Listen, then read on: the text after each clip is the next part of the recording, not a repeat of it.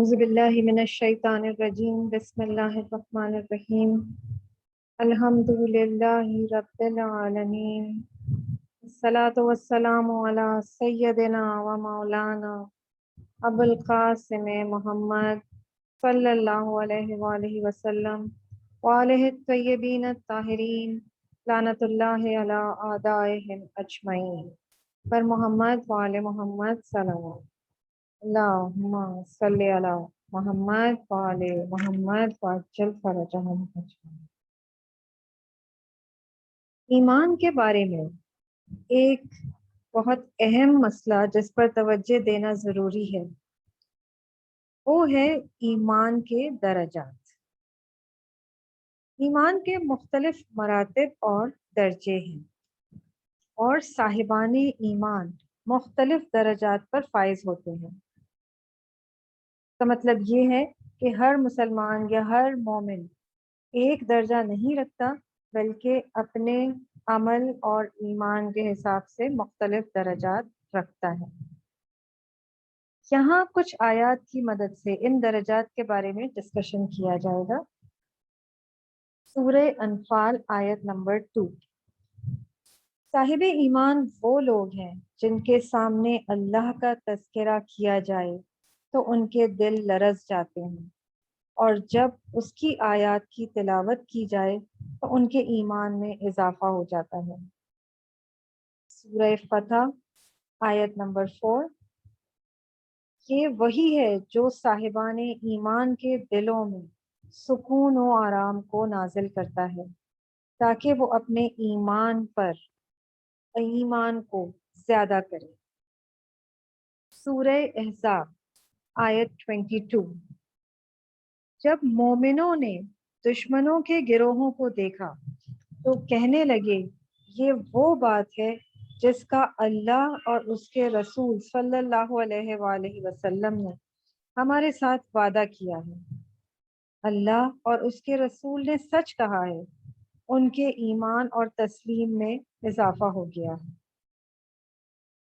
ان آیات پہ غور کرنے سے معلوم ہوتا ہے کہ ایمان کے درجات ہیں اور ایمان میں کمی اور زیادتی یقینی ہے۔ ایمان کے کتنے درجے ہیں؟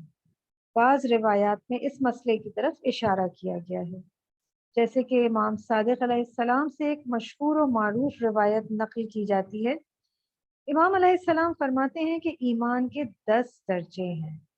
چنانچہ حضرت سلمان ایمان کے 10ویں درجے پر فائز ہیں اور جناب ابو ذر ایمان کے 9ویں درجے پر فائز ہیں اور جناب مقداد ایمان کے 8ویں درجے پر فائز ہیں۔ بحار الانوار کی ایک اور روایت کے مطابق خداوند تعالیٰ نے ایمان کو 7 حصوں میں تقسیم کیا ہے۔ نمبر 1 نیکی، نمبر 2 سچائی، نمبر 3 یقین، نمبر 4 رضا، نمبر 5 وفا، نمبر 6 علم اور نمبر 7 بردباری۔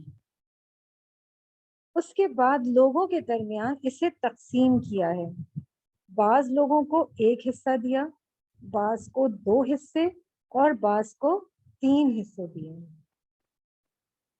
اب سوال یہ ہے کہ ایمان کے مرتبے کو تولنے اور ناپنے کا معیار کیا ہوتا ہے؟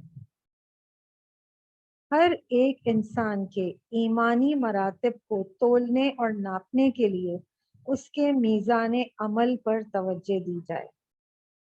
سب سے اونچے ایمان کے درجے اور مرتبے کا تقاضا یہ ہے کہ صاحب ایمان بغیر کسی کمی اور زیادتی کے اس ایمانی درجے کے تمام تقاضوں پر عمل کرے۔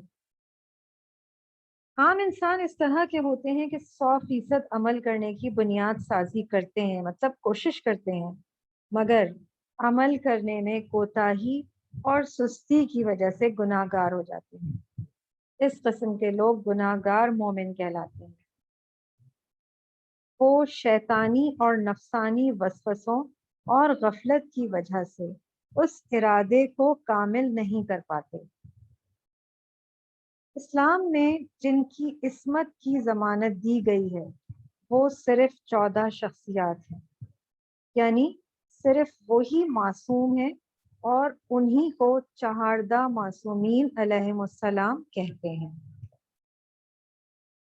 14 معصومین کے علاوہ یقیناً دوسرے صاحبان ایمان بھی موجود ہیں جو خود کو گناہوں سے محفوظ رکھتے ہیں، فرق صرف یہ ہے کہ ان کی عصمت قرآن سے ثابت نہیں۔ یہاں پر 2 واقعات پیش خدمت ہیں جو کہ ایمان کے عالی مراتب کے چشم دید نمونے ہیں، یعنی ایسے صاحبان ایمان جو کہ 14 معصومین میں تو شامل نہیں ہیں لیکن کس طرح اپنے آپ کو گناہوں سے دور رکھے ہوئے ہیں۔ مرحوم سید مرتضیٰ اور مرحوم سید رضی مذہب شیعہ کے مشہور و معروف بڑے علماء میں سے گزرے ہیں۔ وہ دونوں سگے بھائی اور دونوں مرحوم شیخ مفید علیہ الرحمہ کے شاگرد تھے۔ ان کے بارے میں اس طرح منقول ہے کہ ایک رات عالم خواب میں شیخ مفید نے دیکھا کہ حضرت صدیقہ کبریٰ فاطمہ زہرا سلام اللہ علیہا امام حسنین علیہ السلام کا ہاتھ پکڑے ہوئے شیخ مفید کے پاس لائیں اور فرمایا، اے شیخ، ان دونوں کو فقہ کی تعلیم دو۔ شیخ مفید اس خواب کے دیکھنے میں بہت زیادہ حیرت زدہ ہو گئے۔ دوسرے دن صبح کو دیکھا کہ ایک عورت شیخ مفید کے پاس آ کر 2 بچوں کا ہاتھ پکڑے ہوئے کہتی ہے، اے شیخ، ان دونوں کو فقہ کی تعلیم دو۔ تو شیخ مفید کے خواب کی تعبیر اس طرح پوری ہوئی۔ وہ دونوں لڑکے جن کو وہ عورت شیخ مفید کے پاس لائی تھی یہی مرتضیٰ اور سید رضی تھے۔ ان 2 بزرگ علماء کے حالات زندگی میں منقول ہے کہ ایک دن ایسے مقام پر کھڑے تھے جہاں کوئی دوسرا نہ تھا اور دونوں نماز پڑھنا چاہتے تھے۔ چنانچہ فقہی احکام میں حکم دیا گیا ہے کہ نماز جماعت میں مستحب یہ ہے کہ جماعت کی امامت وہ شخص کرائے جو دوسروں سے تقوی میں زیادہ بہتر ہو۔ سید مرتضیٰ اور سید رضی دونوں عالم ہیں اور اس حکم سے اچھی طرح واقف ہیں۔ اس لحاظ سے چاہتے تھے کہ اپنے بھائی سید رضی کو سمجھائیں۔ سید مرتضیٰ یہ چاہ رہے ہیں کہ اپنے بھائی سید رضی کو سمجھائیں کہ چونکہ میں تم سے تقوی میں بہتر ہوں لہٰذا میں جماعت کراؤں اور تم میری اقتداء میں نماز پڑھو، لیکن کھل کر نہیں کہنا چاہتے تھے۔ اپنے چہرے کو سید رضی کی طرف پھیرا اور کہا کہ بھائی، اچھا تو یہ ہے کہ وہ شخص جماعت کی امامت کرائے جس نے کوئی گناہ نہ کیا ہو۔ اس طرح سے اپنے بھائی کو سمجھانا چاہتے تھے کہ ابھی تک میں نے کوئی گناہ نہیں کیا۔ سید رضی نے جواب دیا، اچھا تو یہ ہے کہ ہم 2 میں سے جماعت کی امامت وہ کروائے جس نے ابھی تک گناہ کا تصور بھی نہ کیا ہو۔ وہ ان الفاظ کے ذریعے اپنے بھائی کو سمجھانا چاہتے تھے کہ میں نے ابھی تک کوئی گناہ کا خیال بھی نہیں کیا ہے۔ ذرا سوچئے کیا عالی مرتبت علماء ہیں۔ ایک دوسرا واقعہ آیت اللہ مصباح یزدی کہ فرماتے ہیں کہ انہوں نے یہ واقعہ خود آیت اللہ بہجت سے سنا ہے۔ آیت اللہ بہجت فرماتے تھے کہ ہم نجف اشرف میں زیر تعلیم تھے اور خاندان قاچار کے ایک شخص کو وہ پہچانتے تھے جو بہت زیادہ نیک اور شائستہ تھا۔ اس زمانے میں وہ شخص ایران کی طرف سے عراق میں کاؤنسلر تھا اور اس کے بعد اس نے وہیں عراق میں سکونت اختیار کر لی اور نجف اشرف میں حضرت امیر المومنین علیہ السلام کے روضہ مبارک کا مجاور بن گیا۔ آیت اللہ بہجت نے فرمایا، وہ شخص انتہائی خوبصورت اور اونچے قد کا تھا۔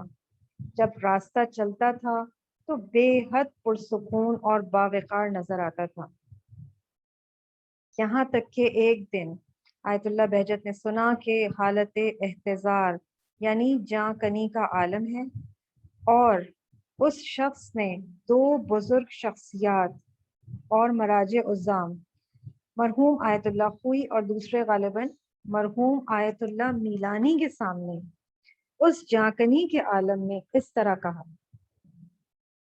پروردگار تو جانتا ہے کہ جس دن سے میں بالغ ہوا ہوں اس دن سے آج تک میں نے اپنے علم و ارادے سے کوئی گناہ نہیں کیا ہے۔ باوجود اس کے میں اعتراف کرتا ہوں کہ میرے پاس تیری بارگاہ اقدس میں حاضری دینے کے لیے کچھ نہیں ہے۔ مکمل طور پر میرے ہاتھ خالی ہیں۔ میرے پاس کوئی چیز نہیں جسے تیری بارگاہ میں پیش کر سکوں۔ اگر تو نے میرے اوپر رحم نہ کیا تو میں تو کسی جزا اور ثواب کا حق نہیں رکھتا۔ بس اے میرے پروردگار مجھ پر رحم فرما، تو ارحم الراحمین ہے۔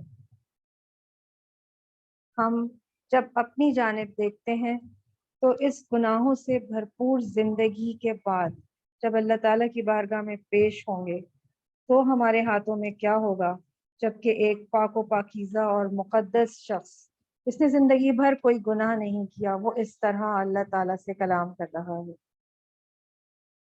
یہ واقعات ظاہر کر رہے ہیں کہ ممکن ہے ایک عام انسان بھی تمام حالات زندگی میں اپنے ایمان کے تمام تقاضوں کو پورا کرتا ہو اور اس کے مطابق زندگی گزارتا ہو اور کبھی اس نے گناہ نہ کیا ہو۔